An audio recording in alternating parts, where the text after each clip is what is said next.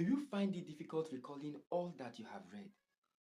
Imagine a situation where you are in an exams hall and you are trying to remember all that you have read, and then the answers are not just forthcoming. That can be very frustrating, right? Hi, my name is Sunday Shai. In this video, I'll be sharing two failure-proof methods on how to read and recall all that you have read. The first method is the PQ4R method. This PQ4R method was introduced in 1972 by Thomas and Robinson as a method for improving retention and comprehension in the classroom. How do you go about applying the PQ4R method? Number one is preview.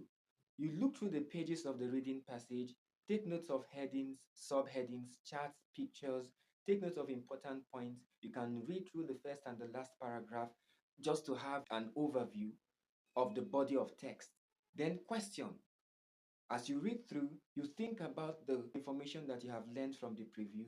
You ask questions. You can convert headings and subheadings into questions. For instance, if you have a heading like advantages of money, then you can come up with a question like list 5 advantages of money. So as you read with a question in mind. You try to convert the headings and the subheadings into questions. Try to take notes of the captions under pictures and charts and the graphs.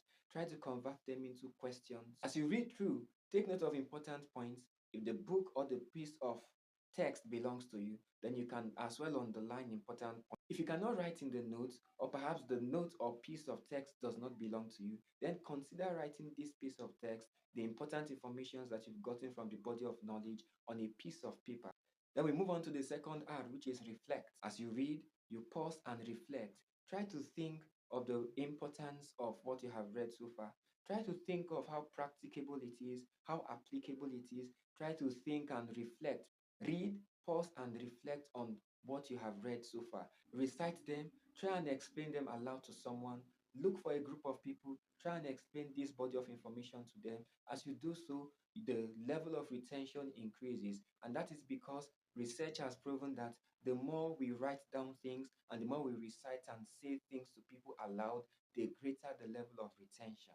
Then we move on to the fourth R, which is the last R, and that is review. You try to review what you have read. The questions you had in mind when you started, were those questions actually answered?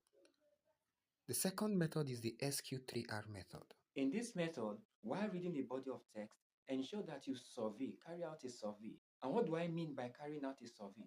Ensure that you take note of the headings and the subheadings, take note of charts, pictures, and even captions under the pictures, because those are important points to actually take note of. For instance, you have a body of text in sciences that talks about acids, bases, and salts. A good way to be able to remember what you have read is to take note of the headings. And what are the headings you're likely to find under that kind of topic?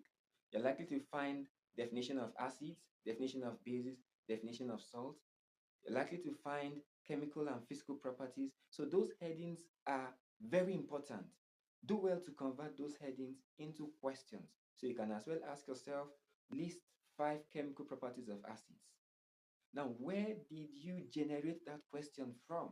You generated that question from the heading properties of acids, which is now further subclassified into chemical properties of acids and physical properties of acids. So when you read these things, make sure you convert those headings into questions. So while going through the third step, which is the reading step, ensure that you carry along the information you have gathered from the survey and the information you have gathered from the questioning step as you read through the body of text, meaning that you are not reading without a purpose. You are reading because there are questions you've asked yourself. There is a survey that you've carried out, and you've taken note of the important points and the important headings. And then we move on to the fourth step, which is the second R, and that is to recite. Make sure you say these things to yourself. Look for someone to say these things to.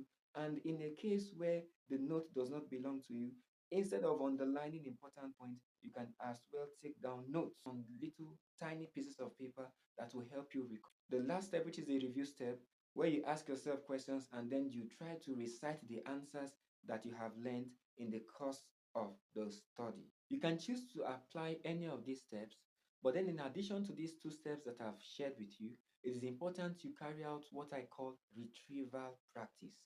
In retrieval practice, you try at every point in time to recall that which you have read. Now, this technique is very important because as you read, you tend to forget.